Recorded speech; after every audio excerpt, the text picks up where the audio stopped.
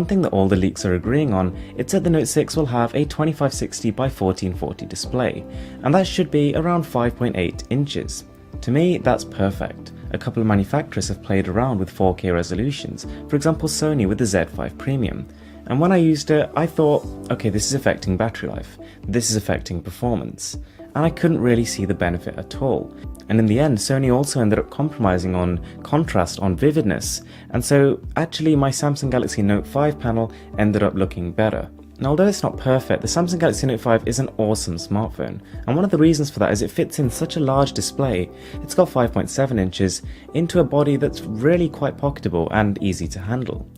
And so at the rate Samsung's going, we could end up seeing a phone with an even smaller body than the Note 5 and even fitting in a larger screen. Next up, we have 6GB of DDR4 RAM, which will just be insane. I mean, the only other smartphone to actually sport that is the Vivo X Play 5 Elite, and that is a phone retailing at basically the same price and won't have the stylus functionality or Samsung's known reliability. As for the chipset, we're pretty uncertain. Some of the leaks are pointing towards a Snapdragon 820, which, although it's a fantastic processor, would be probably a little bit of a play it safe card by Samsung. Alternatively, some of them are saying a Snapdragon 823, which obviously must be some processor that the company hasn't unveiled yet, which would kind of make sense because Samsung tends to, in their Note series, use the same processors as the S7 or the sort of S series, but then overclock it a little bit, and the 823 could be a processor which is just sort of slightly better than the 820.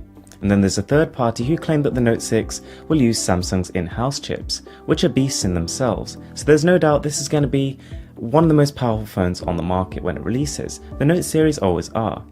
Something that we're almost certain about is that the camera on the Note 6 is going to be revolutionary.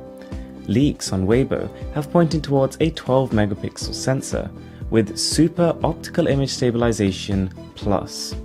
And that seems pretty self-explanatory. It should mean really smooth footage, whatever you're holding it with, whether it's, by your hands, on a tripod, regardless. And to be honest, the Samsung Galaxy Note 5 takes awesome video as it is. It's still, even a year after its launch, one of the best smartphone cameras. Samsung won't be messing around with the storage options either. It'll be skipping 16 and 32GB variants and be jumping straight to 64 or 128. As for microSD cards, I can only hope that they add them in. The company's been on a very backwards-forwards direction, and it's quite a sensitive topic, especially with end users, so a lot of them kind of complained about it with the S6, and then was reintroduced in the S7, so I'd like to think that all signs point towards the Note 6 having it. So you may have been able to guess I'm a huge fan of the Galaxy Note series. Whatever the S series does, and they are pretty good phones in their own right, the Note series just takes a step further.